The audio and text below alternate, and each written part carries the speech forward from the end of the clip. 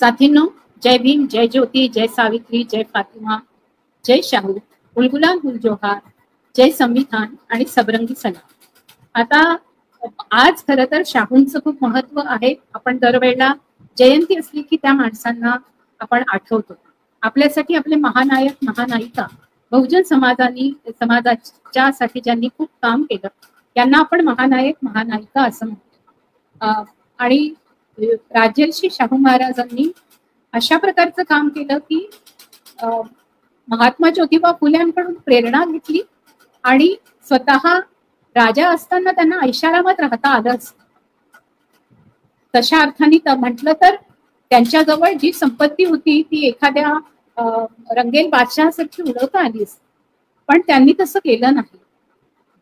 त्यांना दत्तक घेतलं होतं तेव्हा कदाचित या भोसले घराण्याला माहिती पण नसेल की हा छोटासा शाहू हा मोठा झाल्यावर राजर्षी शाहू महाराज म्हणून इतका प्रसिद्ध होईल. आणि तो खरोखरच ज्याला म्हटलं जातं की रयतेचा राजा, तर शिवाजी महाराजांची परंपरा, छत्रपती शिवाजी महाराजांची परंपरा ज्या रयतेच्या राजांनी पूर्ण पुढे चालू ठेवली असा रयतेचा राजा राजर्षी शाहू महाराज यांची आज जयंती. त्यांच्या जयंतीनिमित्त त्यांना मी विनम्र अभिवादन करते. आज आपला विषय घेताना मी बहुजन संघटकला म्हणजे राहुल खांडेकरांना सांगितलं की मला स्त्री शिक्षणाबद्दल आणि हिंदू मुस्लिम ऐक्यावर त्यांनी जे काम केलं त्याच्याबद्दल बोलायचं आहे. तशा अर्थाने आपण ज्यांनी जे फुले शाहू आंबेडकर परंपरेतले आहेत त्यांनी अनेकांनी ही पुस्तकं वाचली आहे, वाचून पारायण केली आहे. पण तरी सुद्धा काही महत्वाचे टप्पे आहेत जे आपल्या लक्षात घेतले पाहिजे. शाहू महाराजांना आत्ताच्या काळात विशेषतः 2025 मध्ये पुन्हा एकदा खूप मोठ्या प्रमाणावर आपल्याला आठवून त्यांचं कार्य लोकांना सांगावं लागतंय. याचं मुख्य कारण हे आहे की आज बहुजनांचं जे दृष्टिकोन आहे, जो सत्यशोधकी दृष्टिकोन आहे, जो फुले शाहू आंबेडकरांची जी विचारधारा आहे, जे वैचारिक योगदान समाजासाठी आहे, ते आज धोक्यात आलेलं आहे. एकीकडे या फुले शाहू आंबेडकरांच्या विचारांचं जागरण करण्यासाठी अनेक कार्यकर्ते, अनेक विचारवंत, अनेक प्रचारक, प्रसारक, लेखक धडपडत आहेत. पण जे धडपडत आहेत त्यांच्या हातातून आज प्रसार माध्यमं पण काढून घेतली गेली आहे आणि आज अनेक गोष्टी काढून घेतल्या. ज्या वेळेला राजर्षी शाहू महाराजांचं कार्य पोचायला पाहिजे त्यावेळेला पुन्हा एकदा आपल्याला दिसतं की सनातनी मंडळी जास्तीत जास्त मोठ्या प्रमाणावर शूद्रांच्या विरोधामध्ये असणाऱ्या मनुस्मृतीच्या जागरापासून ते विविध प्रकारे जी कर्मठ सनातनी अशी जी मंडळी होती त्यांच्याबद्दलचा इतिहास पुन्हा उकरून काढतात आहे.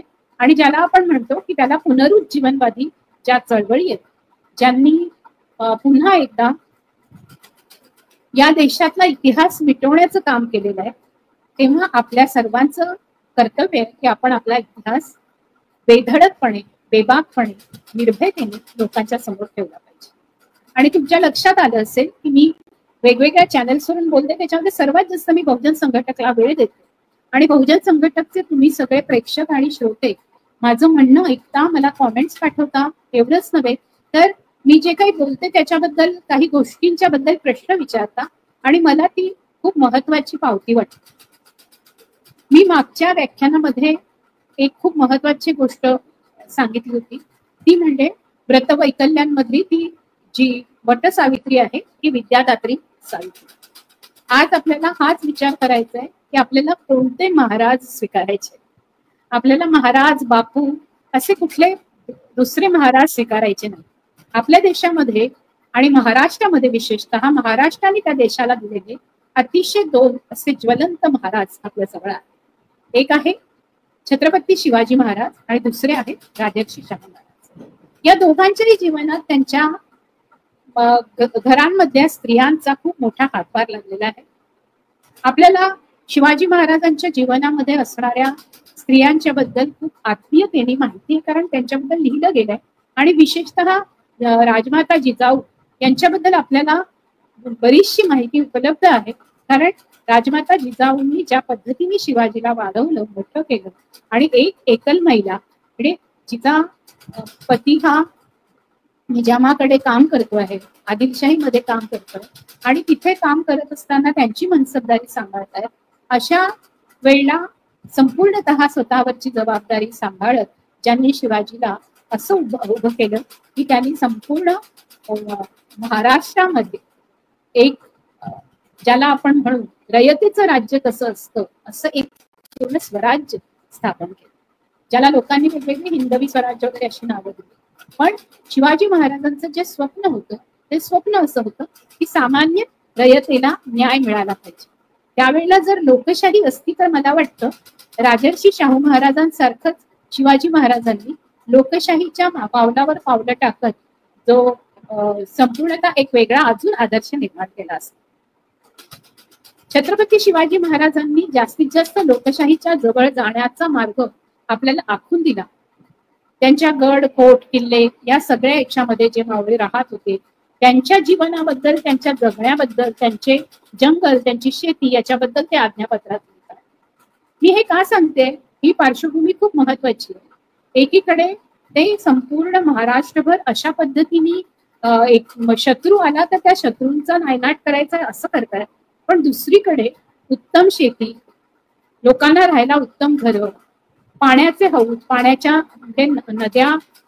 नद्या आणि तलावांच्या जवळ किंवा विहिरी अशा बांधल्यात की आता एक विहीर आपल्याला लक्षात आलं असेल की खूप जण जर बघत असतील तर सोशल मीडियावर जिजाऊंसाठी बांधली गेलेली जी विहीर आहे त्या विहिरीचं चित्र आणि त्याची जी स्थापत्य रचना आहे किंवा त्याचं ज्याला म्हणू वास्तुशास्त्र आहे त्याच्याबद्दलचं म्हणजे वास्तू विशारद होणं आणि स्थापत्यशास्त्र जे आहे तर आर्किटेक्चर म्हणून मी त्याच्याबद्दलचं म्हणते आहे.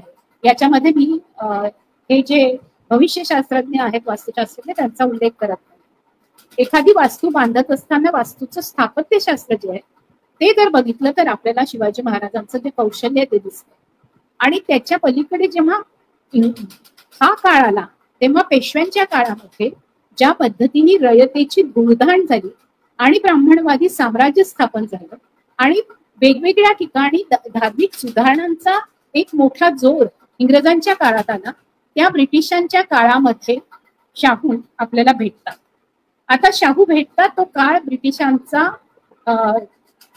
ब्रिटिश जाण्याच्या आधीचा काळ आहे. पण ब्रिटिशांच्या गुलामगिरीच्या संदर्भातली जी स्वातंत्र्याची लढाई आहे त्या स्वातंत्र्याच्या लढाईची सुरुवात झालेली आहे.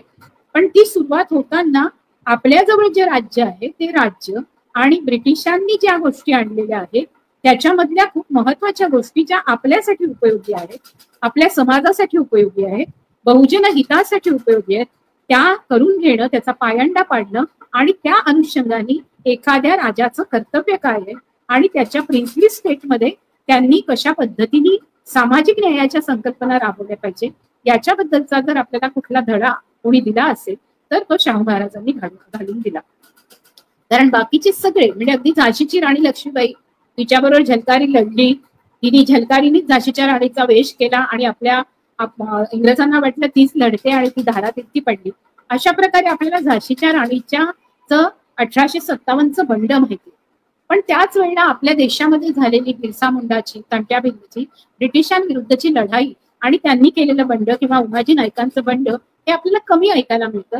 पण काही ठिकाणी आपण त्यांचा बंड, त्यांचा विद्रोह जेव्हा आपण बघतो आणि जेव्हा आता बहुजन समाजाचा इतिहास आपण लोकांपुढे आणतोय त्यावेळेला आपल्या लक्षात असतं की या लोकांचं इंग्रजांच्या विरोधातलं बंड हे जंगल शेती अशा सगळ्या संसाधनांवरची मालकी ही इथल्या मूळ मालकांच्या हातात असावी असं होतं, जे आपल्याला शिवाजी महाराजांच्या काळातही कुणीही यावं आणि आमच्या जमीन जंगल ओरबाडून न्यावं असं होणार नाही, तर आमच्या रयतेच्या हातामध्ये याचे हक्क असतील आणि रयतेने सुद्धा ओरबाडण्याचा प्रयत्न करू नये जंगल जमिनीला, अशा पद्धतीचे आदेश आपल्याला आज्ञापत्रात आढळतात. याचा पुढचा धागा आपल्याला राजर्षी शाहू महाराजांच्या जीवनात आढळतो. जर त्या काळात स्त्री शिक्षण असतं तर स्त्रियांच्या मिलिटरीचं किंवा स्त्रियांच्या सैनिकी शिक्षणाचं सर्वात मोठं श्रेय हे राजमाता जिजाबाईंकडे गेलं असतं. आपल्याला लक्षात येतं की धनगर कुटुंबातून येत आहेत अहिल्याबाई होळकर पुढच्या काळामध्ये, आणि अहिल्याबाई होळकर या अतिशय उत्तम योद्ध्या आहेत आणि लढवय्या आहेत आणि त्या राघोजीराव पेशव्याला सुद्धा नतमस्तक व्हायला लावतात. अशा प्रकारचं दैदिप्यमान कार्य त्यांचं आहे. आपल्याला ताराराणीबद्दल माहिती आहे की तिने कशा प्रकारची लढाई केलेली आहे. याच काळात कर्नाटकामध्ये पण अशा अनेक स्त्रिया होऊन गेल्या ज्या बहुजन समाजातून आल्या आणि त्या स्त्रिया लढवय्या स्त्रिया होत्या. त्याच्यामुळे या देशामध्ये सावित्रीबाईंनी जे ज्ञानाचं दार उघडलं 19व्या शतकामध्ये, त्या 19व्या शतकामध्ये एकीकडे आपण बघतो की ज्ञानाचं दार उघडलं आणि आपला अंधार दूर केला. अशा पद्धतीने महात्मा ज्योतिराव फुले आणि क्रांतीज्योती सावित्रीबाई फुले, फातिमा शेख यांनी आपल्या अंधारामध्ये उजेड पेरला. पण असाच अंधार अवतीभोवती जेव्हा बहुजन स्त्रियांच्या वाट्याला आला होता तेव्हा त्यांना लढवय्या बनवणं, त्यांनी आपल्या मुलांना योग्य पद्धतीने असं शिक्षण देणं की त्यांना निर्भय बनवणं आणि त्या स्त्रिया सुद्धा स्वतः घोड्यावर स्वार होऊन लढाईमध्ये उतरू शकतील अशा प्रकारचं एक संपूर्ण, ज्याला आपण म्हणू मिलिटरीचं शिक्षण, सैनिकी शिक्षण त्यांनी प्राप्त केलं होतं. आणि ते शिक्षण त्यांना दुसऱ्या कुणाकडून न मिळता त्यांच्याच आजूबाजूला असणाऱ्या सरदार किंवा जे लढवय्ये होते त्यांच्याकडून त्यांनी घेतलं किंवा स्वतः शिकल्या. या ज्या स्वतः शिकून तरबेज झालेल्या लढवय्या स्त्रिया होत्या, आता तलवार घेऊन घोड्यावर बसून संपूर्ण रपेट करत होत्या. आज आपण बघतो आहे की अशा प्रकारचं शिक्षण आपल्याला घ्यायला गेलो तर आपल्याला किती फी भरावी लागेल. म्हणजे आपल्याला जर घोडदौड किंवा आपल्याला घोडसवारी असं प्रशिक्षण घ्यायचं असेल तर आज आपल्याला किती पैसा पडेल. आज जर आपल्याला ठरवायचं असेल की मी मिलिटरीमध्ये जाईन तर मला मिलिटरीतलं शिक्षण घेण्यासाठी मला काय काय करावं लागेल, फक्त म्हणजे शारीरिक क्षमता असून आणि माझ्याजवळ बुद्धिमत्ता असून चालणार नाही, तर मला त्याच्याकरता खूप साऱ्या गोष्टी कराव्या लागतील. या सर्वांचा विचार आपल्याला शाहूंच्या काळात शाहूंनी केलेला दिसतो.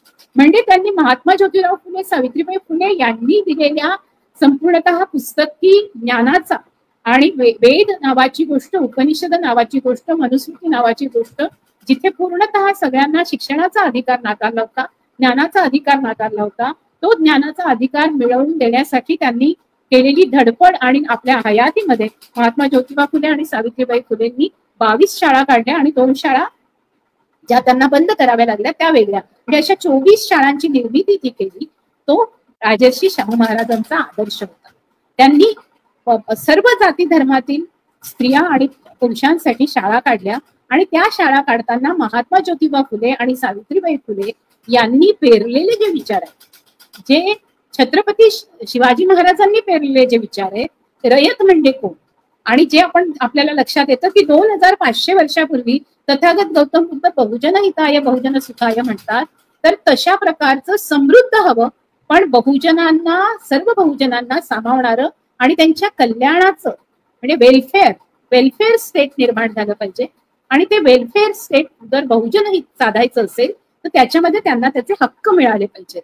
अशा पद्धतीची हक्काची जाणीव डॉक्टर बाबासाहेब आंबेडकर शिकून येऊन इथे संविधानाची संपूर्ण रचना करतात. त्याच्या आधी शाहू महाराजांनी इथे हक्क द्यायला सुरुवात केलेली आहे. लक्षात घ्या कसले हक्क दिलेले आहेत त्यांनी, तर त्यांच्या प्रिन्सले स्टेटमध्ये त्यांनी शूद्रांना, स्त्रियांना शिकवण्याचे हक्क दिले. मुस्लिम, जैन अशा विविध वेगवेगळ्या समाजातल्या स्त्रियांना आणि पुरुषांना वेगवेगळे बोर्डिंग स्कूल्स काढले आणि त्यांना हक्क दिले. त्यांच्या सगळ्या भाषणांमध्ये त्यांनी त्यांचं आयुष्य जे घालवलं त्याच्यामध्ये हिंदू मुस्लिम ऐक्याचा त्यांनी पाया घातला.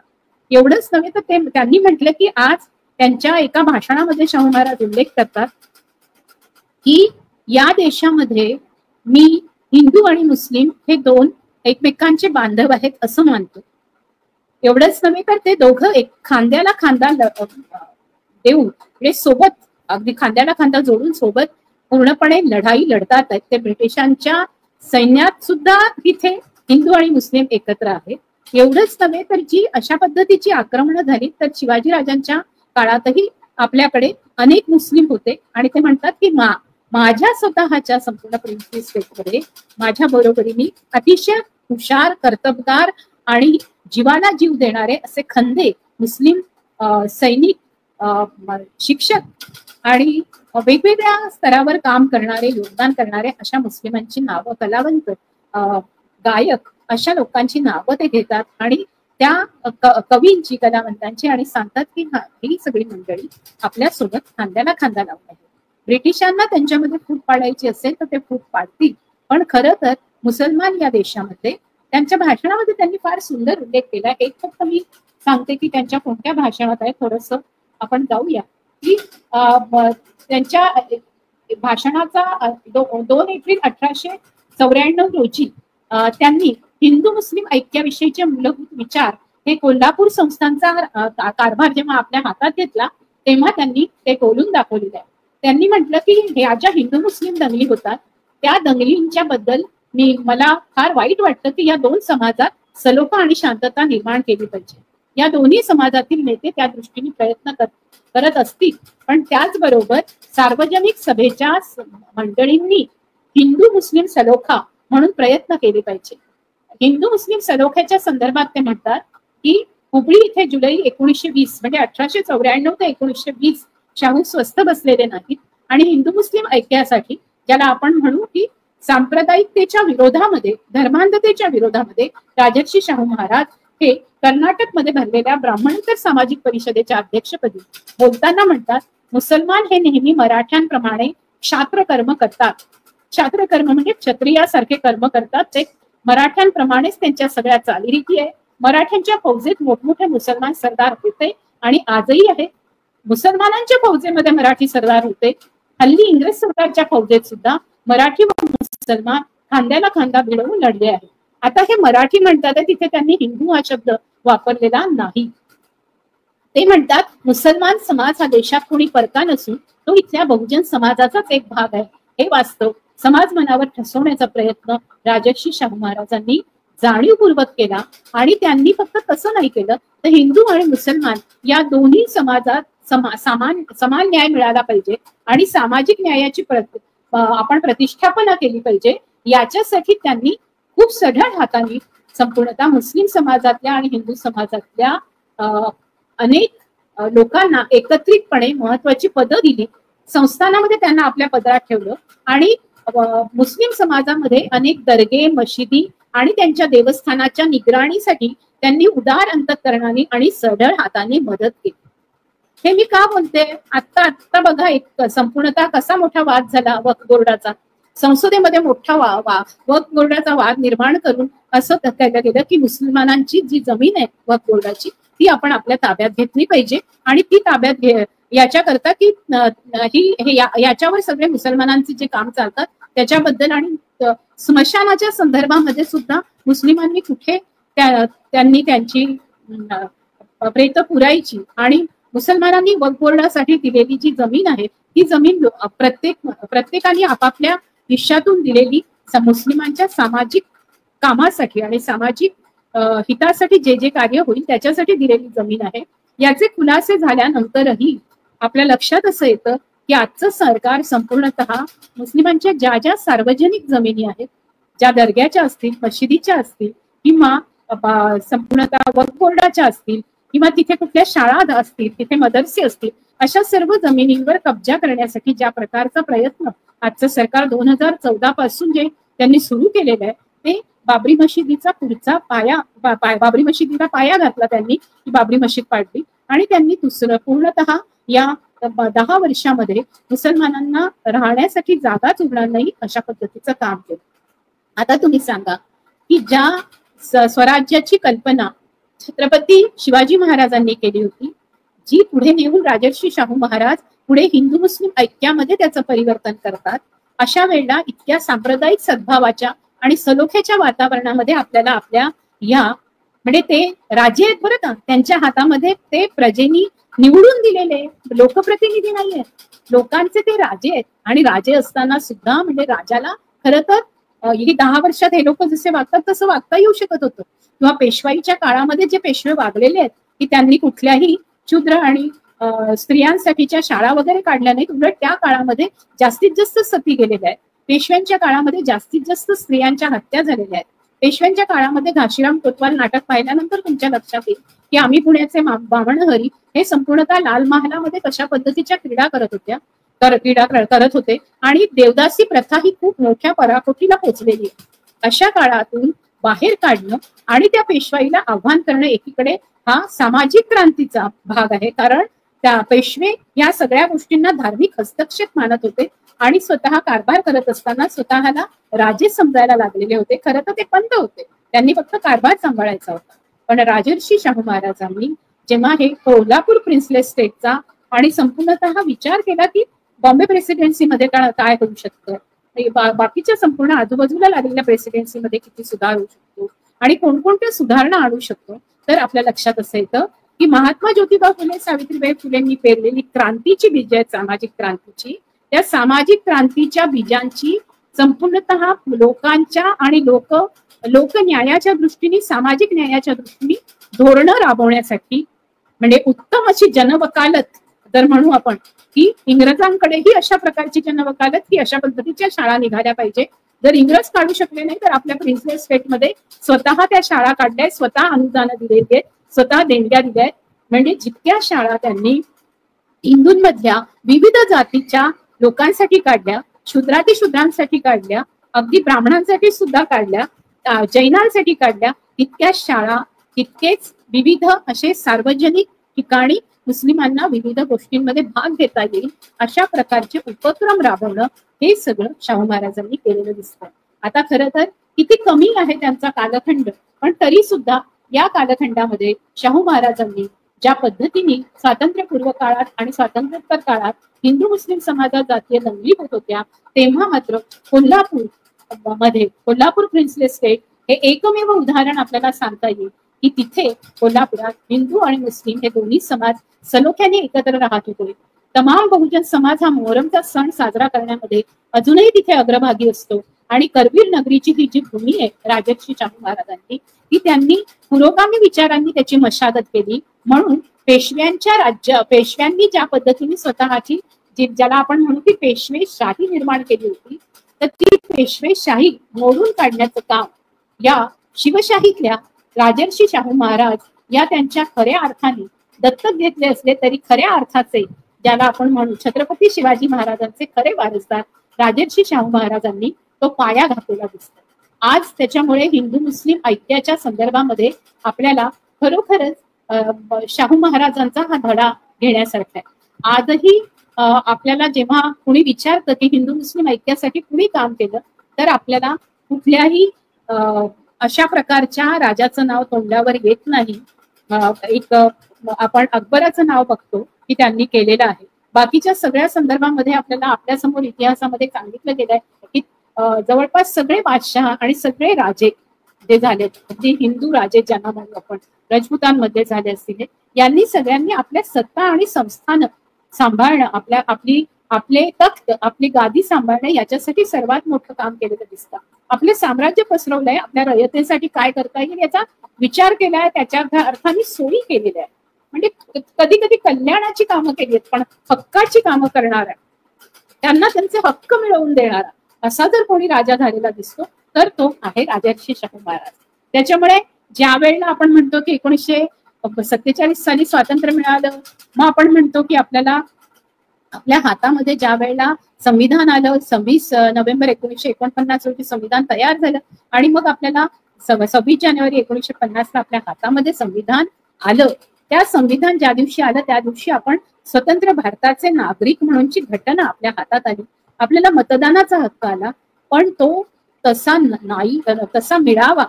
आपण म्हणतोय की आपल्याला अनेक हक्क मिळाले, म्हणजे आपल्याला आरक्षणाचा हक्क मिळाला, संविधान आल्याबरोबर आपल्याला शिक्षणाचा हक्क मिळाला, आपल्याला संविधान हातात आल्याबरोबर आपल्याला विविध प्रकारचे म्हणजे नोकऱ्यांमध्ये जे हे आहेत, ज्या पद्धतीने आपल्याला नोकरी असताना विशिष्ट पद्धतीने की नोकरीमध्ये 8च तास असले पाहिजे, त्या कामगारांचा छळ होता कामा नये, अशा पद्धतीचे कामगार विषयक कायदे जे आहेत ते आले.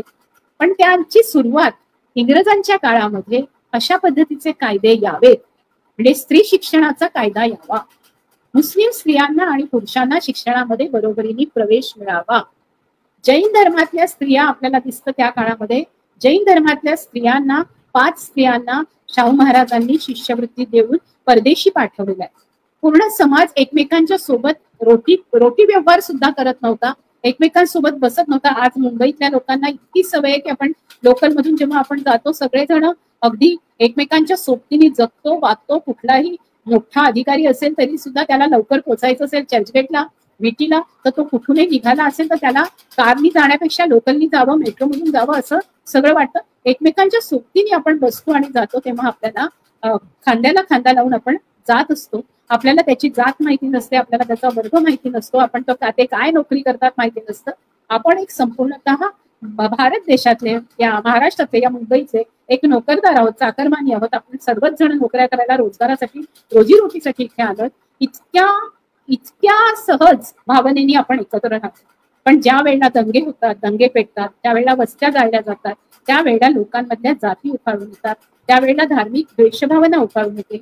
आणि गेल्या 10 वर्षामध्ये तर या दशकामध्ये मुंबई सारख्या ठिकाणी सुद्धा हिंदू मुस्लिम दंगे पेरणं, हिंदू मुस्लिम दंगे पेटवणं, मुसलमानांच्या विरोधात वातावरण तयार करणं, असं जेव्हा तयार केलं गेलं, तेव्हा हिंदू मुस्लिम ऐक्याचं हे जे प्रतीक आहे शाहू महाराज, त्यांच्या प्रतिमेचाच फक्त नव्हे लावणं नाही, फुले आंबेडकर शाहू यांच्या प्रतिमा फक्त एकत्र लावून जयंत्या करणं नव्हे, तर या जयंतीच्या निमित्ताने आपण सर्वांनी एक मोठं आपली व्रत वैकल्य जी आहेत ती पूजा अर्चा करण्यामध्ये, मला वाटतं व्रत कशी असली पाहिजेत, व्रत अशी असली पाहिजेत की जी समाजाच्या कल्याणासाठी आणि जास्तीत जास्त लोकांना न्याय मिळवून देईल. म्हणजे अधिकाधिक बहुजन म्हणजे सगळे जे शोषक नाहीयेत, जे शोषित आहेत, किंवा जे शोषक आणि सत्ताधारी नाहीये, किंवा त्यांच्या हातामध्ये कुठलीही संसाधनं आणि याचे मालकीयत नाहीये, या मालकीयत नसलेला हा जो संपूर्ण नाहिरे वर्ग आहे, या नाहिरे वर्गाला जर आपल्याला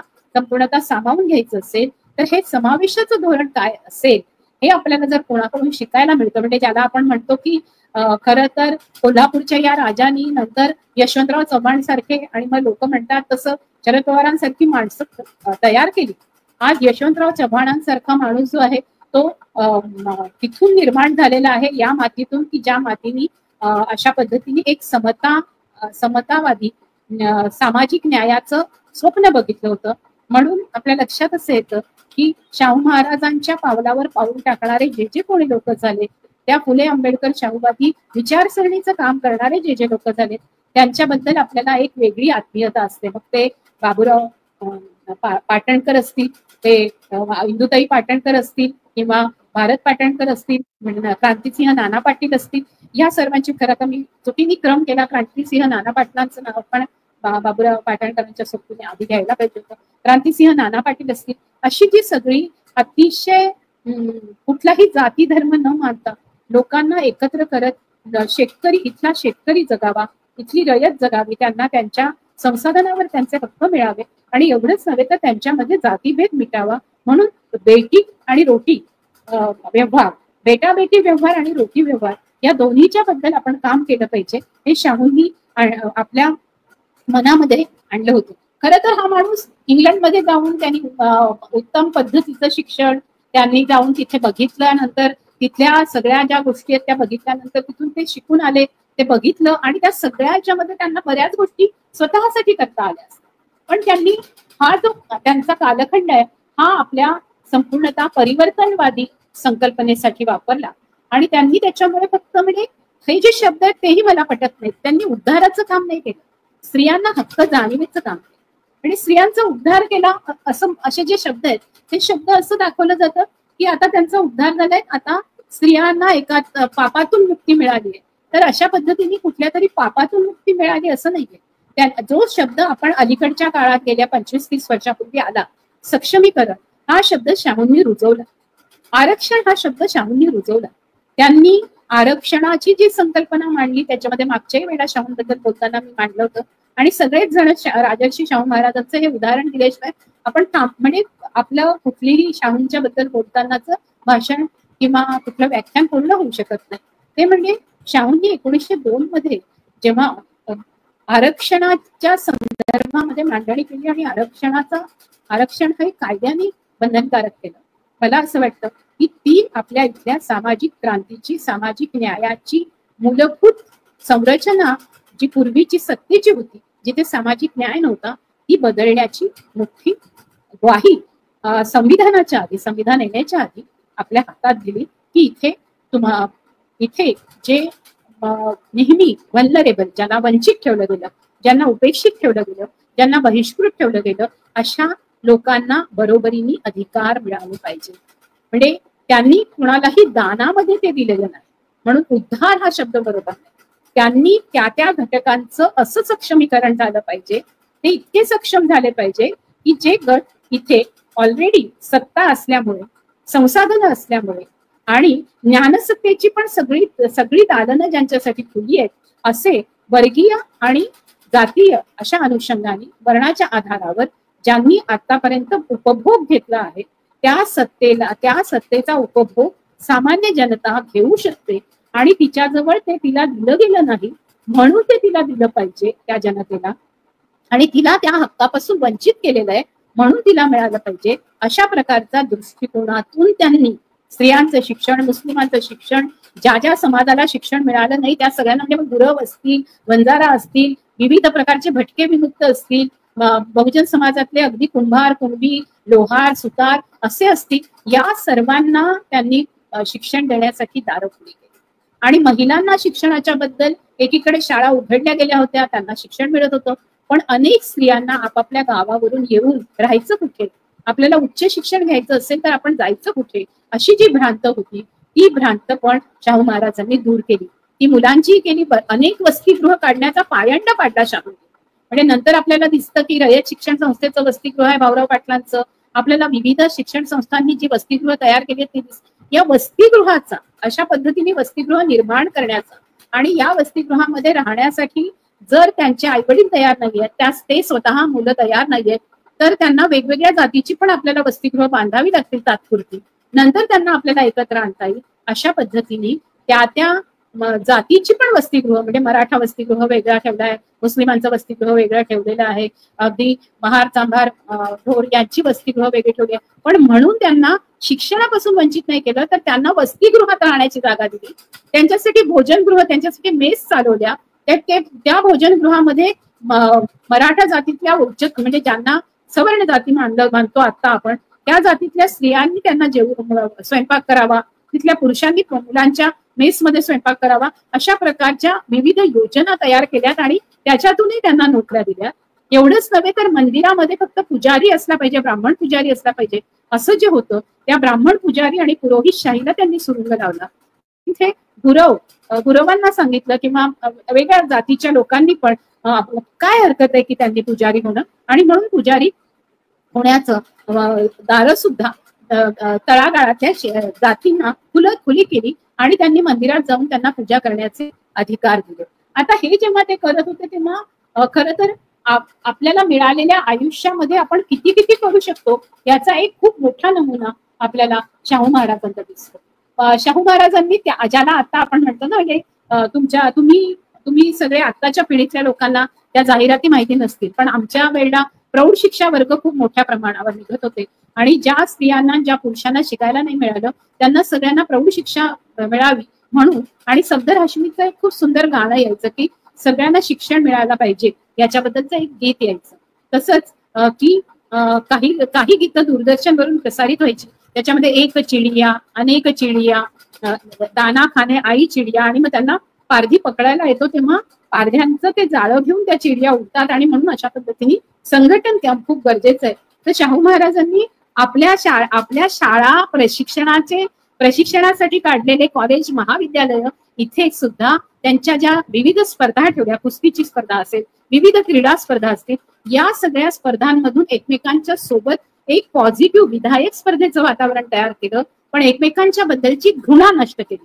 म्हणजे विधायक स्पर्धा होऊ शकतात, पण एकमेकांची काहीही कारण नसताना मी या जातीत जन्मलो म्हणून माझी तुझ्यावर सत्ता असेल आणि म्हणून तू खालचाच राहायला पाहिजे शूद्र, अशा पद्धतीची एक मनोधारणा ज्या समाजाची आहे, त्या संपूर्ण समाजाने मनुस्मृतीच्या विरोधामध्ये संविधान काढत असताना आधी राजर्षी शाहू महाराजांचं, म्हणजे मी फुले आणि सावित्रीबाईंच्या बद्दल नेहमीच सांगते की त्यांचं चरित्र आणि त्यांचं साहित्य वाचलं पाहिजे, पण राजर्षी शाहू महाराजांचं साहित्य आणि चरित्र वाचताना आपल्याला लक्षात असं येईल की अनेक योजना आणि अनेक अशा पद्धतीचे उपक्रम त्यांनी राबवले की जे आतापर्यंत आपण सगळेजण राबवतोय, आणि त्या उपक्रमांचा समावेश आपल्या हातामध्ये संविधान आणि कायदे आल्यानंतर त्या कायद्यांच्या अंतर्गत महाराष्ट्र सरकारने ज्या उपाययोजना केल्यात, योजना केल्यात, धोरणं केली, नीती ठरवली, त्या नीतीमध्ये म्हणजे ज्याला प्लॅनिंग कमिशन म्हणतो, अशा पद्धतीची जी आयोजन नीती लागते संपूर्ण देशासाठी, त्याचा संपूर्ण विकास होण्यासाठी, तर आपल्या विकासासाठीचं आयोजन करण्याची संपूर्ण कमिशन हे स्वतः शाहू महाराजांच्या बरोबरीने असणारं सल्लागार मंडळ तर होतच, पण शाहूंची ती दृष्टी असल्यामुळे, तो दृष्टिकोन असल्यामुळे आपल्या असं लक्षात येतं की त्यांनी कशाचीच पर्वा केली नाही. संपूर्णतः आपल्या राज्यातला पैसा हा अशा पद्धतीने शिक्षणासाठी आणि समावेशीकरणासाठी, इन्क्ल्युजनसाठी वापरले. आणि हे जे इन्क्ल्युजनचं, समावेशाचं धोरण आहे, त्याच्यामध्ये स्त्रियांच्या शिक्षणाच्या संदर्भामध्ये जेव्हा आपण येतो तेव्हा त्यांनी कुठलाही भेदभाव केलेला नाही. ही ह्याच्यातून, ब्राह्मण घरातून येते ही स्त्री जी आहे, ही स्त्री आपल्याला लक्षात असं येतं की ह्या स्त्रीनी तर ही स्त्री तर जैन समाजातली आहे, ही मुस्लिम समाजातली आहे, हिला कशाला शिक्षण द्यायचं, ही शूद्र समाजातली आहे, हिला कशाला शिक्षण द्यायचं, असं जेव्हा आपण बघतो की असं म्हणत होते लोक, त्यावेळेला आपल्या लक्षात येतं की त्यांनी मुलींच्या फक्त प्राथमिक शिक्षण, माध्यमिक शिक्षण एवढ्यावरच ते थांबलेले नाहीत, तर आपल्याला लक्षात असं येतं की या कारकिर्दीमध्ये, शाहू महाराजांच्या अवघ्या 28 वर्षांच्या कारकिर्दीमध्ये शाहू महाराजांनी जे कार्य केलं, त्या कार्यकरणामध्ये त्यांनी मुला मुलींसाठी वसतिगृहाची योजना, शिक्षिका नेमली पाहिजे, स्त्रिया शिक्षक असल्या पाहिजेत सगळ्या ठिकाणी, या शिक्षिकांची योजना आपल्या संस्थानामध्ये केली. मुलींसाठी स्वतंत्र शाळांची व्यवस्था केली. जसं जातनिहाय वसतिगृह केलं, तेव्हा जर इतर जातीतली मुलं त्यांची अवहेलना करत असतील तर त्याला त्यांनी जातनिहाय शाळा सुद्धा निर्माण केल्या. आरक्षणाच्या ज्या मुद्द्यावर किंवा जातनिहाय शाळांच्या मुद्द्यावर येताना आपल्याला लक्षात असं येईल की शाहू महाराजांची जी गोष्ट मी तुम्हाला मगाशी सांगत होते ती बोलता बोलता मागे पडली, पण ती गोष्ट खूप महत्वाची आहे. त्यांना जेव्हा विचारलं की तुम्ही त्यांना आरक्षणावर जेव्हा प्रश्न विचारले जात होते आणि तेव्हा त्यांच्याकडे आलेल्या एका गृहस्थांनी प्रश्न विचारला की तुम्ही अशा पद्धतीचं का आरक्षण दिलं, तेव्हा ते काहीच बोलले नाही. ते आपल्या तबेल्यामध्ये घेऊन गेले आणि तिथे एक तगडा घोडा पण होता आणि एक अगदी कृश घोडा होता. ते म्हणाले की या दोघांची आता स्पर्धा लागणार आहे. तेव्हा तो गृहस्थ सहज बोलून गेला की एक तगडा आहे आणि एक असा बारीक कृश असा घोडा आहे, या दोघांमध्ये बरोबरी कशी होणार. तो तगडा घोडा जो आहे अतिशय फुरफुरतो आहे आणि जो माहितीच आहे की तो पूर्णपणे त्याचं अंतिम ध्येय गाठू शकणार आहे आणि तो शर्यतीमध्ये उत्तम ठरणार आहे. तर ते म्हणाले अगदी बरोबर आहे, मग हा जो दुसरा घोडा आहे हा आता अशा अवस्थेत आहे, जर मला ह्याच्याशी स्पर्धा करायची असेल तर काय करावं लागेल. नाही, तो जोपर्यंत तगडा होत नाही तोपर्यंत स्पर्धा कसं करणार. मग ते म्हणाले हेच आहे, जोपर्यंत ज्या समाजाला सातत्याने तुम्ही गुलामगिरीत ठेवलं. महात्मा ज्योतिबा फुलेंनी त्या गुलामगिरीचं वर्णन पूर्णतः आपल्याकडे फार सुंदर पद्धतीने केलंय की असं दास कसं बनवलं, शूद्रांना दास बनवून त्यांना गुलाम करून कशा पद्धतीने गुलामगिरीमध्ये ठेवलं, स्त्रियांना दास बनवून कसं गुलामगिरीमध्ये ठेवलं. एक संपूर्ण पितृसत्ता आणि ब्राह्मणवाद याचं एकत्रीकरण करून ब्राह्मणवादी पितृसत्तेची ज्या पद्धतीने या देशामध्ये पुष्यमित्र शृंगाच्या काळापासून सुरुवात झाली, ती पेशवाईमध्ये त्याचा कहर झाला होता. या पेशवाईमध्ये कहर झाल्यानंतर एक खूप चांगली गोष्ट आपल्या देशामध्ये घडली की वासाहतकालीन संपूर्णतः काळ जो सुरू झाला ब्रिटिशांचा, त्याच्या विरोधात लढून आपण स्वातंत्र्य मिळवलं. पण तेव्हा आपल्याला आपल्या स्वतःच्या गुलामीची जाणीव झाली की आपण गुलाम आहोत. आपण इंग्रजांच्या किंवा फ्रान्समधल्या अशा विविध देशांमधल्या स्त्री पुरुषांच्या बरोबरीने आपण येऊ शकत नाही, कारण आपल्याला अजून तशा अर्थाने शिक्षण नाही, आपल्याला ज्ञान नाही. आणि म्हणून आपल्याला ज्ञान आणि शिक्षण मिळण्यासाठी एक संपूर्णतः सांस्कृतिक बंड करावं लागेल, ज्याला प्राध्यापक गेल ऑम्वेट वासाहती काळातील बंड जे म्हणतात सांस्कृतिक बंड. तर ही जी सांस्कृतिक क्रांती झाली, या सांस्कृतिक क्रांतीचं पुढचं पूर्ण सुकाणू आपल्या हातामध्ये शाहू महाराजांनी घेतलं आणि ते सुकाणू हातात घेतल्याबरोबर त्यांनी अशा पद्धतीने संपूर्णतः वसतिगृहांची स्थापना, शिक्षणाची शाळांची स्थापना आणि प्राथमिक शिक्षण देऊन चालणार नाही, तर मग उच्च शिक्षणाची व्यवस्था कशी करायची. मग त्याच्यामध्ये त्यांनी फिमेल ट्रेनिंग स्कूल, तुम्हाला कदाचित तुमच्यापैकी कोणी फुले हे सिनेमा पाहिला असेल तर तुमच्या लक्षात असेल की सावित्रीबाई फुले आणि फातिमा शेख या मिशनऱ्यांच्या फिमेल ट्रेनिंग स्कूलमध्ये जातात, तिथे शिकतात. आणि त्या फिमेल ट्रेनिंग स्कूलमध्ये म्हणजे अध्यापकांचं जे ट्रेनिंग दिलं जातं, त्या अध्यापकांचं ट्रेनिंग घेतल्यानंतर आपल्याकडे सावित्रीबाईंनी आपल्याला शिकवलेलं आहे. मिसेस सिंथिया फरार यांच्याकडे त्या शिकलेल्या आहेत. तसं शाहू महाराजांच्या लक्षात असं आलं, ते जेव्हा विविध देशांमध्ये फिरून आले, इंग्लंड अमेरिकेचा दौरा करून आले, तेव्हा त्यांच्या लक्षात असं आलं की अनेक ठिकाणी फिमेल टीचर्स ट्रेनिंग स्कूल्स आहेत आणि नर्सेस ट्रेनिंग स्कूल्स आहेत.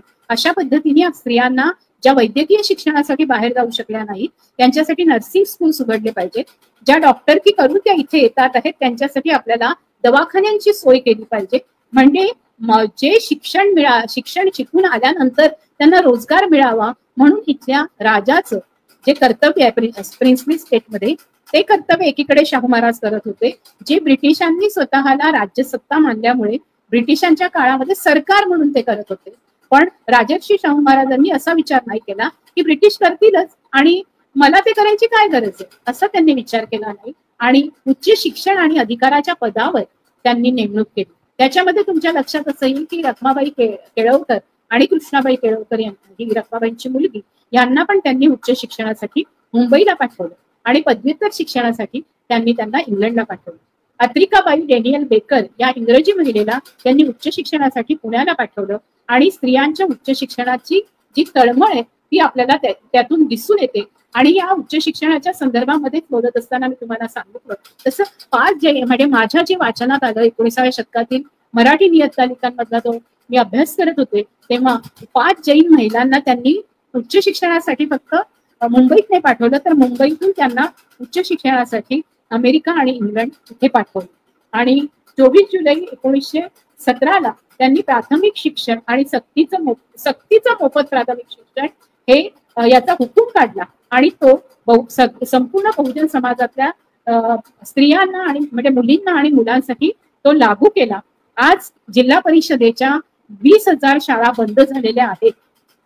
अशा वेळेला शासनाने शाहू महाराजांनी जे काम सुरू केलं त्याच्यावर पूर्णपणे पाणी फेरून जे काम म्हणजे 24 जुलै 1917 हा वटहुकूम निघतो आणि आपल्याकडे हा वटहुकूम जो आहे सर्वांना सक्तीची प्राथमिक शाळा असली पाहिजे आणि हा वटहुकूम आपल्याकडे 2017 पासून ते 2025 म्हणजे बघा 100 वर्षापूर्वी जो वटहुकूम निघाला होता आणि अशा पद्धतीने सक्तीची प्राथमिक शाळा केली असताना सर्वांसाठी मोफत शाळा होती.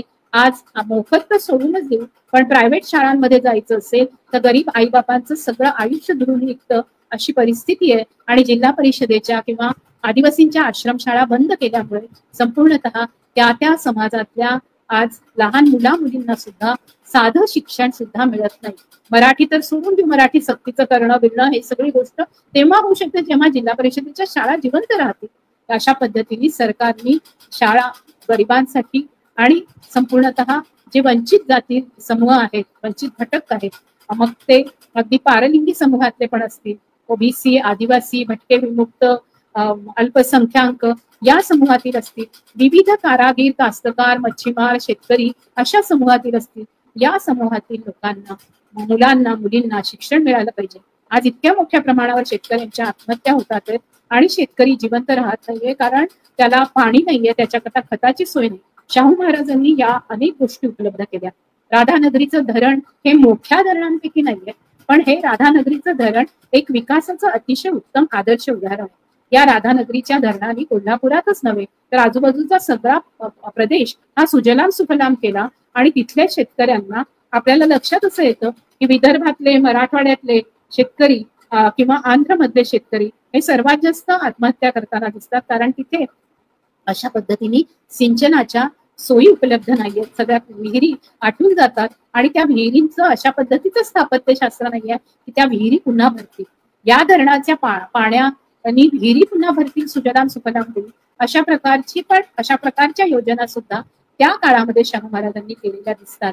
आता त्याच्यानंतर ज्या पद्धतीची मोठी मोठी धरणं आली आणि धरणांचे दरवाजे सोडून कृत्रिम पूर निर्माण करून पूर्ण गावोच्या गावं बुडवून त्यांना विस्थापित करण्याचं धोरण आलं.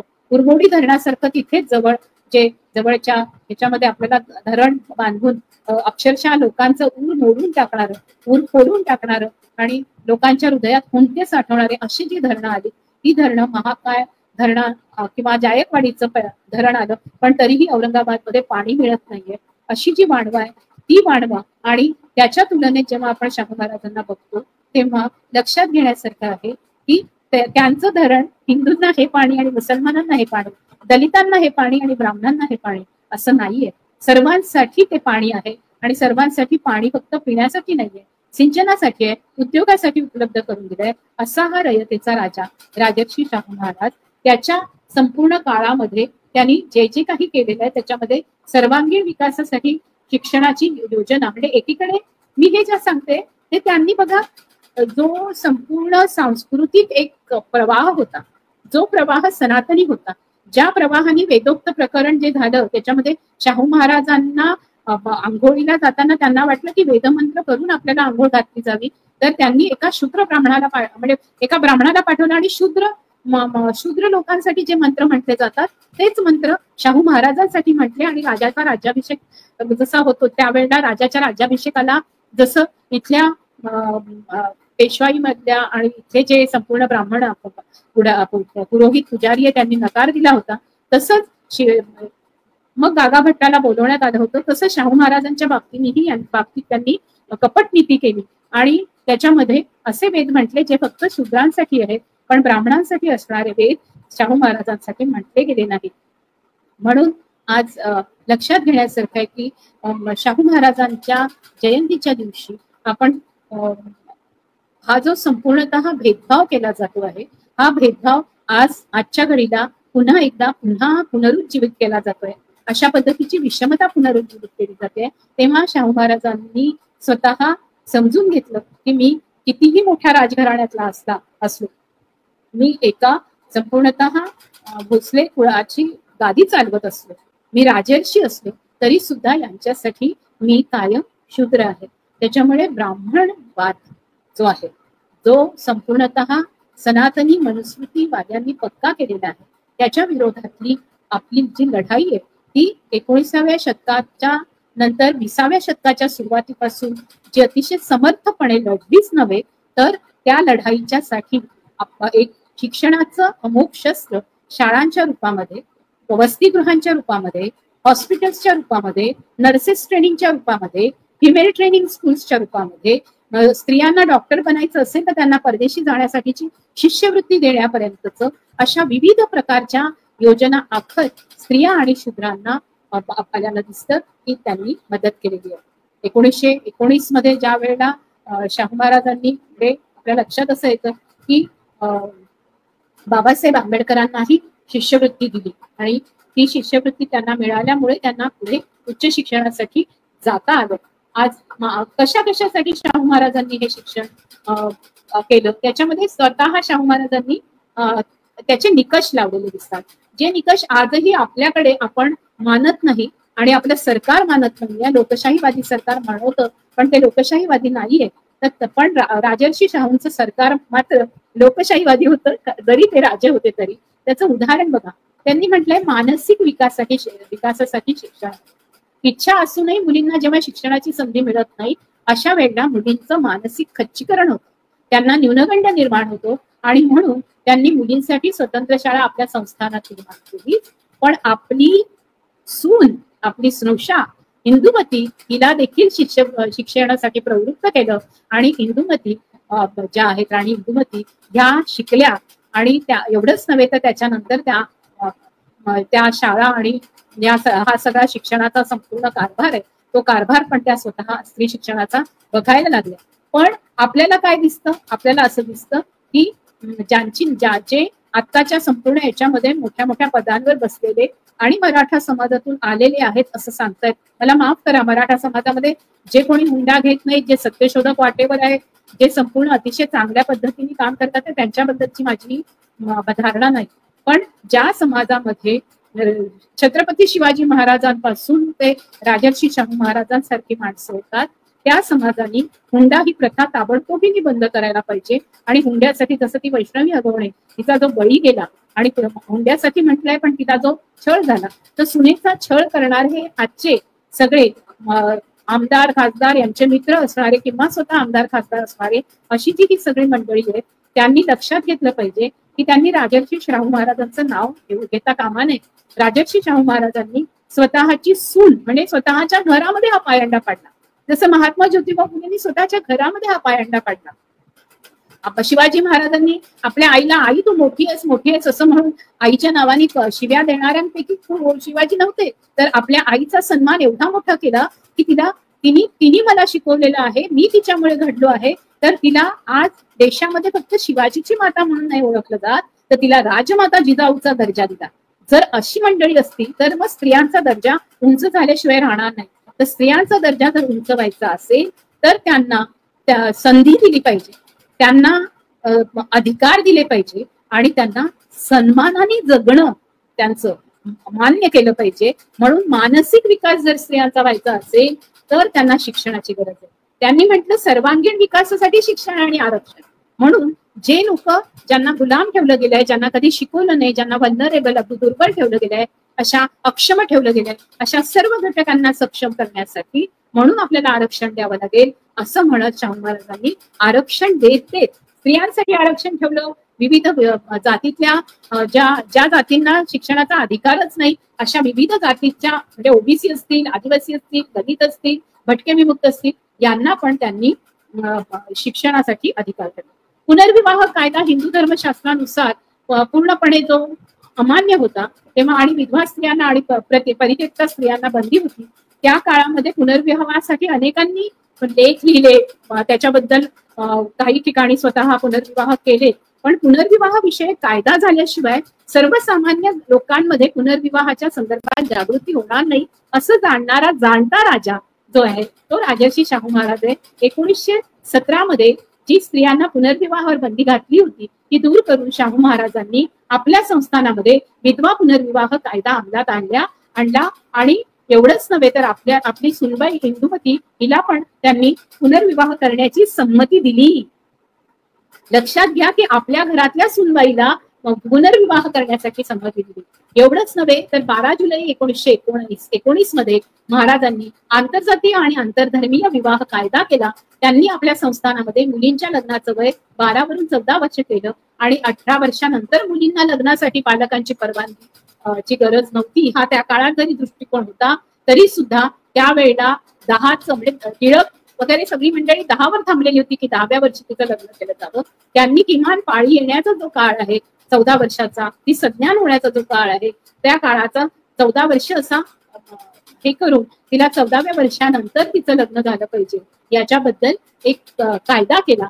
आणि आंतरधर्मीय आंतरजातीय विवाह करणाऱ्याला आणि त्यांच्या संततीला त्यावेळेला अनौरस आदई लवजिहात म्हणत त्या संततीला अनौरसच नाही तर त्या संततीला मारून टाकण्याचा, त्यांचा छळ करण्याचा, अशा जोडप्यांचा छळ करण्याचा, त्यांना लवजिहादी ठरवत त्यांना मारून टाकण्याचा जो संपूर्ण आजचा काळ पुन्हा सुरू झालेला आहे. या काळाच्या तुलनेत 100 वर्षाच्या आधीचा काळ बघा. मी तुम्हाला जी उदाहरणं देते ते 1917, 1925, 1919 अशी देते आहे. म्हणजे 1920 मध्ये खरं तर 25 हे चुकून आलं, 1919 अशी उदाहरणं देते. म्हणजे आज 2025च्या 220 वर्ष आधी किंवा 210 वर्ष आधी, 205 वर्ष आधी आपल्याला असं लक्षात येतं की त्यांनी आंतरधर्मीय आंतरजातीय विवाह करण्यासाठी कायद्याने कायदेशीर मान्यता दिली आणि त्याच्यामुळे त्यांच्या मुलांना कायदेशीर संतती, औरस संतती असा दर्जा मिळाला. आता स्त्रियांसाठी प्रौढ शिक्षण त्यांनी महत्वाचं केलं. शाहू महाराजांनी पुन्हा विधवा पुनर्विवाहाचा हे केला, आग्रह धरला आणि इंदुमती 11व्या वर्षी विधवा झाल्यावर तिच्या शिक्षणाची व्यवस्था सोनतरी येथे केली. आणि शाहू महाराजांनी त्यांना केवळ पुस्तकी ज्ञान दिलेलं नाहीये तर इंदुमतींना त्यांनी अश्वारोहण शिकवलं. मी म्हटलं तुम्हाला घोड्यावर बसणं, घोडसवारी शिकणं हे आता आपल्याला किती रहिसी वाटतं, पण त्या काळामध्ये स्त्रियांना अशा पद्धतीचं प्रतिकार करण्याचा आणि कोणी जर आपल्यावर हमला केला तर त्यांना घोड्यावर जाऊन त्याच्यावर वार करता येऊ शकेल असं लढवं या शिक्षण त्यांनी अश्वारोहणाचं त्यांना दिलं, मोटार ड्रायव्हिंगचं दिलं, शिकार करण्याचं दिलं. एवढंच नव्हे तर सारथ्य कसं केलं जातं रथावर याचं शिक्षण सुद्धा. रथ म्हणजे त्यावेळेला ज्या पद्धतीने घोडे बांधून बग्गीवरून जायचं वगैरे असेल त्यावेळेला तुमच्या लक्षात आलं असेल की व्हिक्टोरिया राणीच्या काळात अशा काही स्त्रिया होत्या की त्या स्वतः बग्गी घेऊन जात होत्या. तर आपण जरा विचार करूया की इंदुमतींचं आयुष्य किती इंटरेस्टिंग असेल की त्यांचा सासरा त्यांना असं सगळं शिकण्यासाठी प्रोत्साहन देतो आणि असे सासरे जर आपल्या सर्व स्त्रियांना मिळाले तर आपण किती अजून पुढे गेलो असतो याचा विचार कदाचित स्त्रियांना पडला असेल. स्त्रियांचा छळ प्रतिबंधक कायदा जो आपण आता म्हणतो की आम्ही सगळ्या स्त्री चळवळीतल्या स्त्रिया म्हणतो की आम्ही स्वायत्त चळवळ सुरू झाली स्त्रियांची आणि मग त्याच्यानंतर आम्ही पर्सनल इज पॉलिटिकल असं म्हणून कौटुंबिक हिंसाचार हा मुख्य मुद्दा घेतला. तर मी तुम्हाला सांगते की बहुजन स्त्रियांचा जो लढा आहे आणि आपल्या देशातल्या स्त्रियांच्या चळवळीची सुरुवात ही महात्मा फुलेंच्या काळात झाली असं जेव्हा मी म्हणते आणि किंवा बहुजन स्त्रीवादी म्हणतात, फुले आंबेडकरवादी म्हणतात, त्याचं मुख्य कारण हे आहे की ज्या वेळेला ब्राह्मण स्त्रियांचा छळ होत होता त्यावेळेला ब्राह्मण स्त्रियांचा छळ त्यांच्या चारित्र्यावरून केला जात होता. त्या विधवा झाल्या तर त्या जर त्यांच्या कुठल्याही नातेवाईकांकडून गरोदर राहिल्या तर त्यांना बाळंतपण करण्यासाठी सोय नव्हती. त्यावेळेला इथे या आणि सुखरूपपणे बाळंत व्हा असं म्हणणारे महात्मा ज्योतिबा फुले आणि सावित्रीबाई फुले आणि सावित्रीबाई फुलेंसोबत फातिमा शेख आणि त्यांच्याबरोबर सगळा क्षीरसागर सरस्वती गोवंडे अशी जी त्यांची संपूर्ण टीम होती या सगळ्याच समूहाने त्यावेळेला असंख्य विधवा ब्राह्मण विधवा अडलेल्या बाळंतिणींची सुटका केली. त्यांना दत्तक घेतलं जावं अशी व्यवस्था केली होती. स्वतः त्यांनी यशवंता दत्तक घेतलं. त्याचा पुढचा आदर्श आपल्याला शाहू महाराजांच्या काळात दिसतो. खरं तर भारतीय पुरुष प्रधान व्यवस्थेमध्ये आपल्याला ऐकून लढता लढता 2005 साल उजाडलं. आपण 498 कलम आधी आणलं आणि 2005 साली मग आपण एकूण कौटुंबिक हिंसा विरोधी कायदा स्त्रियांच्या चळवळीने आणला. हे किती मोठ्याने आपण सांगतो की आपण 2005 साली आणलं. पण त्यांनी शाहू महाराजांनी आपल्याला असं लक्षात येतं की स्त्रियांचा छळ प्रतिबंधक कायदा हा पहिल्यांदाच त्यावेळेला केला आणि आंतरजातीय आणि आंतरधर्मीय विवाह कायद्याच्या वेळी त्यांनी स्त्रियांचा छळ प्रतिबंधक कायदा केला गेला पाहिजे असं म्हणून त्याचा पुरस्कार केला. विधवा पुनर्विवाह केल्यानंतर त्यांचा छळ होतो. त्यांचा छळ होऊ नये म्हणून आपण तो कायदा केला आणि घटस्फोटाचा कायदा केला. पती पत्नीमध्ये काही कारणाने जर वाद होत असतील तर त्या स्त्रीला घटस्फोट घ्यायचा अधिकार त्या काळात नव्हता. हे तिन्ही कायदे आपल्याला 1919 मध्ये शाहू महाराजांनी केलेले दिसतात आणि चौथा कायदा जो मी आंतरधर्मीय आंतरजातीय विवाह हा पण तुम्हाला 1919 मध्ये केलेला दिसून येतो. देवदासी प्रथा बंद करणारा कायदा 1920 मध्ये समाजातील खालच्या वर्गातल्या स्त्रिया देवदासी, जोत्तिणी, मुरळी, भाविणी यांना जबरदस्तीने देवदासी केले जातं. त्यावेळेला त्यांना देवदासी करून त्यांचं शिक्षण, त्यांचं जगण्याचे हक्क बंद करणाऱ्या या संपूर्ण ज्या ब्राह्मणी पितृसत्ताक अशा ज्या प्रथा होत्या त्या प्रथा बंद करणारा वटहुकूम काढला आणि 1920 मध्ये पूर्णपणे कायदा केला. होळीच्या सणाला स्त्रियांबद्दल जी घाणेरडी भाषा वापरली जाते, बोंबा ठोकणं ज्याला म्हणतात किंवा आईच्या आणि बहिणीच्या वरून ज्या घाणेरड्या शिव्या दिल्या जातात, मला नाही वाटत म्हणजे अॅट्रॉसिटी ऍक्ट येण्याच्या पूर्वी शाहू महाराजांनी अशा पद्धतीने आई बहिणीवरून शिव्या देणं आणि त्यांच्याबद्दल घाणेरडी भाषा वापरण्याचा जो संपूर्ण प्रघात आहे तो प्रघात होळीच्या सणाला तर खूप मोठ्या प्रमाणावर असतं. त्या पूर्ण प्रघात 1921 मध्ये कायदा आणून संस्थानामध्ये पूर्ण बंद केला. तर आपण जर बघितलं तर स्त्रियांच्या उद्धारासाठी नाही, स्त्रियांच्या उत्थानासाठी. उत्थान कशाला म्हणतात तर विकासाच्या परमोच्च सीमेसाठी ज्यांना आपण जागं केल्यानंतर त्यांना मार्ग देत राहतो पण त्या मार्ग स्वतः आक्रमक असतात. जसं अर्थदीपभावामध्ये आपण म्हणतो त्या स्वतःच जाणार असतात पण त्यांना संधी दिली पाहिजे, त्यांचा मार्ग सुकर केला पाहिजे आणि त्यांना अवकाशाला गवसणी घालता येईल एवढं मोठं क्षितिज आहे हे दाखवलं पाहिजे. हे राजर्षी शाहू महाराजांनी त्यांच्या संपूर्ण हयातीत केलं. अनेक लोक परदेशात जातात, विदेशात जातात, त्यांनी विविध ठिकाणी आपल्याला लक्षात येतं की आपल्या आजूबाजूला असणाऱ्या असंख्य लोकांची मुलं एकदा इथून शिकली, अगदी पुरोगामी लोकांची मुलं की ते इथे ढुंकूनही बघत नाहीत. पण हा राजा असा होता की तो तिथून परत आला.